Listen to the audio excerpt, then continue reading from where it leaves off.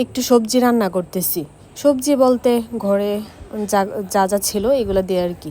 এখানে হচ্ছে কাঁকরোল, একটু আলু, তারপর হচ্ছে অল্প একটু কলমি শাক কাটা ছিল ফ্রিজে, তারপর একটু মিষ্টি কুমড়া, এগুলো দিয়া একটু জিরা সম্ভার দিয়া পেঁয়াজ কুচি, সাথে একটু হলুদ, জিরার গুঁড়া, একটু মরিচের গুঁড়া, কাঁচামরিচ দিয়া সবজিটা করলাম। তারপর পূজা দেওয়া নিলাম, পূজা দিয়ে আমি স্নান করে নিলাম। স্নান করে রেডি হয়ে গেলাম। আর আমি হচ্ছে যাব এখন ময়মনসিংহ। তো এখানে আমার এই জামাটা সাথে নিয়ে যাব, এটা মারে দেওয়া হচ্ছে যে হাফাতা করায় নিয়ে আসবো। গরম তো, আর বাসায় এটা পরি এখন, বা আমার শ্বশুরবাড়িতে গেলে তখন পরি। তো ওই যে গরমের মধ্যে ফুল হাতা পরতে অসুবিধা লাগে, যার জন্য নিয়ে নিলাম, হাফাতা করায় নিয়ে আসবো। এটা আমি বের হয়ে গেলাম, বের হয়ে হচ্ছে যে রিক্সা নিয়ে নিলাম। আর আকাশটা ভাই রে ভাই মারাত্মক সুন্দর ছিল, এত সুন্দর লাগছিল তখন আকাশটা, আর এত সুন্দর বাতাস ছিল। যাই হোক, রিক্সা থেকে নেমে এই তো আমি হচ্ছে যে বাসে উঠে গেলাম।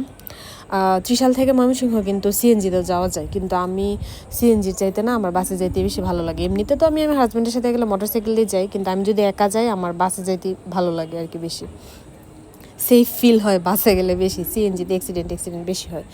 তো তারপর হচ্ছে যে বাইপাসের এখানে তো এখন মানে মাসকান্দা বাস স্ট্যান্ডের এখানে হচ্ছে যে বাস থামে। আগে তো হচ্ছে ত্রিশাল বাস স্ট্যান্ড ছিল এদিকে অন্যদিকে আর কি, তারপর ছিল চরপাড়ার এখানে, তারপর এখন একদম নিয়ে গেল মাসকান্দা বাস স্ট্যান্ডের এখানে। যাই হোক, তো তারপর রিক্সা নিয়ে নিই। আর পিঙ্কুর সাথে দেখা হয়েছে, অনেক দিন পর পিঙ্কুর সাথে দেখা হইলো। তা আমরা হচ্ছে যে কফি নিলাম, লাড্ডু নিলাম, তারপর হচ্ছে যে পিঙ্কু একটা ঠান্ডা খাবে। পিঙ্কু কফি খায় নাই, কফি আমি একা খাইছি, লাড্ডু দুজনেই খাইছি।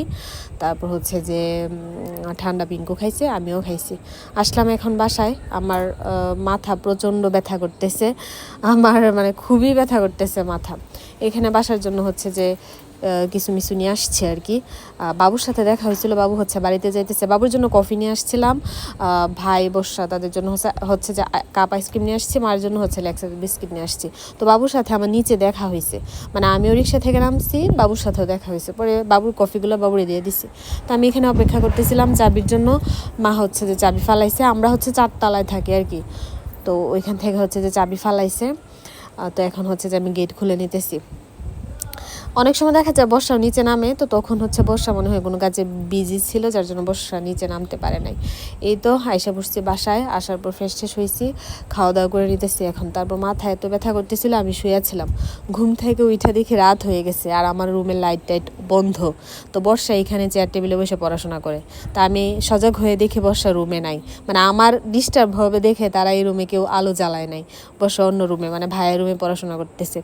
মানে আমি সজাগ হয়ে দেখি যে আমার এত ভালো লাগতেছে যে এইগুলো আসলে মানে বিয়ের পরে এই জিনিসগুলা আলাদা একটা ভালো লাগে কাজ করে। বিয়ের আগে তো এগুলো হয়েছেই, কিন্তু হইলেও ওইগুলো ওইরকম আলাদা কোনো মানে আলাদা কোনো অনুভূতি কাজ করতো না, কিন্তু এখন এগুলো একটা অন্যরকম অনুভূতি কাজ করে যে না, আমার জন্য এখন এগুলো হয়।